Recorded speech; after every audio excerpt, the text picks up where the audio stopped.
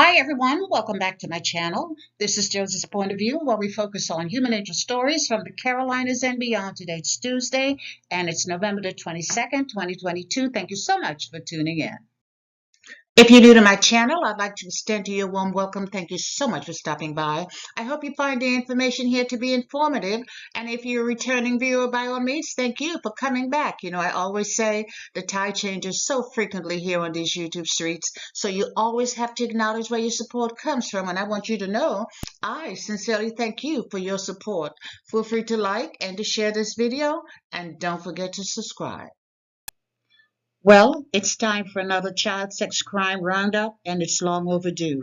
In this video, I plan to highlight some recent arrests for sex crimes against children. And let me begin by saying that none of the information presented today violates anyone's privacy. All information presented in this video is available in the public domain. In fact, this video represents a summary of cases published by different news sources from around North Carolina. And as we all know, these are just charges. None of the individuals presented today have been convicted. So the various police departments have charged their respective individuals with the sex crimes as presented here. And in the absence of a guilty conviction, we will say that all accusations are alleged. I'll provide you with a summary here, and as always, I'll place links to a few of the full articles in the description box. Now, the first case was published earlier today, November the 22nd, and it dates back to an incident that took place on November 20th, and it's about this man, Vincent McDuffie, age 32, of New Bern. Police say after receiving a report that a minor female had been sexually assaulted, they apprehended Vincent McDuffie at a traffic stop in relation to the assault. They say he had a loaded handgun in his possession. He was charged with felony statutory RAPE of a child and statutory sexual offense with a child. Now, he has already been before a judge, and he was signed a $3.5 million bond. The next case was published earlier this month, and the subject of our discussion is 58-year-old Arthur Lee Goddard, Jr. of Hamilton, North Carolina. Mr. Goddard was arrested on November the 11th and charged with multiple sex crimes against a child. Now, according to police report, they alleged that Goddard had been sexually assaulting two young girls, and these girls just happened to be the children of his girlfriend. The girls reported they had been sexually assaulted by this man, and that it had been going on for several years. So Goddard was a substitute parent, and this is how he betrayed the young girls' trust. I wonder if their mother knew what was going on. Well, that was not mentioned in any of the reports. Now, after the police had conducted a very extensive investigation, Goddard was arrested on 24 counts related to sex crimes against children. And here is the list right here. 5 counts of statutory sex offense with a child by an adult, 2 counts of first-degree statutory RAPE, 3 counts of statutory sex offense with a child less than or equal to 15, 8 counts of statutory RAPE of a child less than or equal to 15, 4 counts of sexual act by a substitute parent / custodian, 2 counts of statutory RAPE of child by an adult. Now, he was taken before a judge in Pitt County, and he was issued a $15 million bond. And I said, good job, judge. Next on our sex offender roundup, we traveled to Snow Camp, North Carolina. And I have to tell you, I never heard of this city. I never heard of Snow Camp before. So I had to take a few minutes to look it up. And I have to say, that was my personal lesson for today. So coming out of Snow Camp, North Carolina, was a story about these two people here. They were arrested earlier this month on child sex-related charges. Police say that after a 2-month investigation, they charged this mother and her boyfriend with child sex crimes. The man, Robert David King Jr., and his girlfriend, Christine Dionese. And again, the child in question was Christie's daughter. Police say that Christie's daughter reported to investigator that she had been sexually assaulted at least 4 or 5 times by Robert King Jr. The girl said she told her mother what was going on, but her mother did not believe her. The mother, Christie, admitted to investigators that she was indeed made aware of the sex assault allegations, but not acknowledged that she did not report it to police. All I can say is, whoa, no words. What a fine mother. Here you have a poor child telling you that the man living in your house, your boyfriend, has been sexually assaulting her. And what do you do? Absolutely nothing. This is just unbelievable. So earlier this month, warrants were served on both Robert King and Christie, so they were both arrested. Robert King was charged with felony statutory sexual offense with a child by an adult and felony indecent liberties with a child, and he was given a $300,000 bond. And Christie, she was charged with one count of child abuse, sexual act, and failure to report a crime against a juvenile. The charges against Christie were a bit confusing to me, and that just tells me there's probably a lot more to the story and a lot more about the sexual abuse charge that we may never know about. Nonetheless, she was given a $100,000 bond. Now, moving right on to the next case. And here's another arrest from November the 10th. This time it involves a police officer. Well, I should say a former police officer because once charged, he was forced to resign. But nonetheless, Logan Andrew Johnson was a police officer in Albemarle, North Carolina. And it was his police chief who contacted the North Carolina State Bureau of Investigation and requested an investigation into allegations of misconduct against Officer Johnson and a minor. And as a result of that SBI investigation, Johnson was arrested on 8 November and charged with one count of felony statutory sex offense with a child under the age of 15, one count of felony indecent liberties with a child, and one count of felony solicitation of a child by computer or electronic device. He was given a $500,000 bond, and as I already mentioned, he has since resigned from the police force. And here's another case from earlier this month, and the date of this report was November the 2nd, and this took place in Grover, North Carolina, where the man, Carol Henry Maloney, age 41, was arrested and charged with 10 counts related to sexual activity with a child. Police say the arrest stems from an ongoing investigation, and they say they are not done with him yet.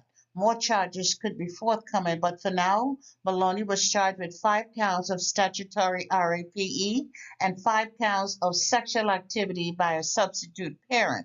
Now, not much information is available publicly about his dubious acts, and we know why. They're trying to protect the victim. But Maloney went before a judge in Alexander County, and he was given a $400,000 secure bond. And as already mentioned, police say additional charges could be forthcoming.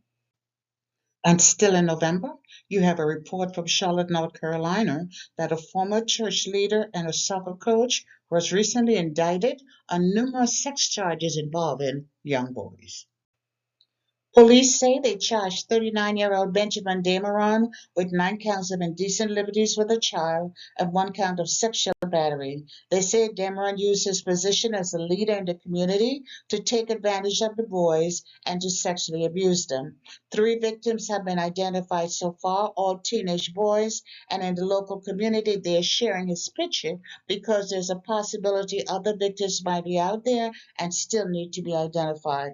Police say he met these 3 victims to church and he assaulted them in public parks and in his home. And the church that he has been identified as being possibly affiliated with, the leadership of that church is speaking out and saying, no, no, no, no, no. He was never a leader for us. First they said and then they don't remember him being coming to church there at all. Then they said he attended, but he only attended a few times and that he never had a leadership role. It seems that they're doing whatever they can to distance themselves from him and his alleged crimes. Now, the most recent report that I saw was that Dameron posted a bond of $40,000 and was released from jail with an electronic monitoring device. Now, during this bond hearing on Monday, he advised the judge that he had hired his own attorney to represent him. And police eventually disclosed that the abuse of these teenage boys may have been occurring for the past 5 years, and they're asking the public to come forward if they have any information to share. So don't be surprised if the bond increases if new victims step forward and are identified. And still in November, there was a report that this man, Jimmy Harris Jr., that he was arrested during a police sting operations and charged. Harris is from Greenville, but he was arrested in another location in North Carolina. He was charged with disseminating obscenity, felony solicited by computer, and indecent liberties with a child. Apparently, Harris thought he was meeting up with a 14-year-old girl in a Food Lion parking lot, but it was actually a man on the other end of the phone pretending to be that child. Harris also has charges for drug trafficking, and his bond was set at $1.5 million.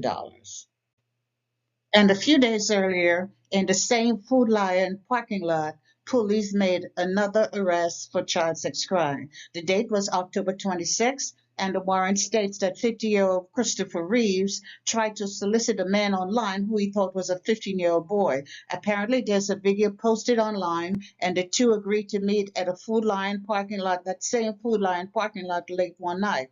And when approached by the man, Reeves took off in his car. He just took off, but he was stopped by police a short time later.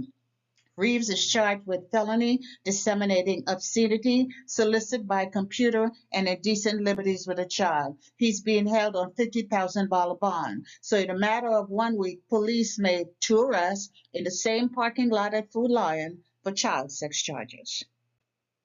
And here's another arrest, and this time it's from Spencer, North Carolina, and the report date is October 26th. So you see, I'm just bringing you recent arrests.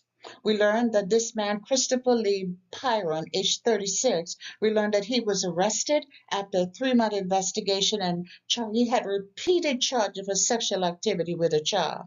So he has multiple arrests for similar child sex crime. Police say that initially back in July, he was charged with 1 count of statutory sexual offense with a child. Then in August, he was again charged with 6 counts of statutory rape of a child. And now he has a total of 8 counts of sexual offense with a child and 1 count of statutory rape of a child.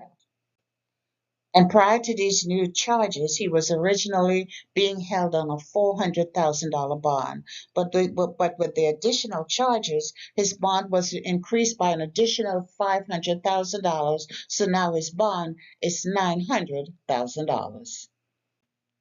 And we're not done yet. But there's still many, many more cases to address. But unfortunately, I've run out of time. So this is a snapshot for 5 weeks, and it's certainly not a comprehensive collection of arrests for November and the last week in October. There are many more out there, but we'll stop here for now, and we'll plan a part 2 in probably the next few weeks. My goal is to take you back through September.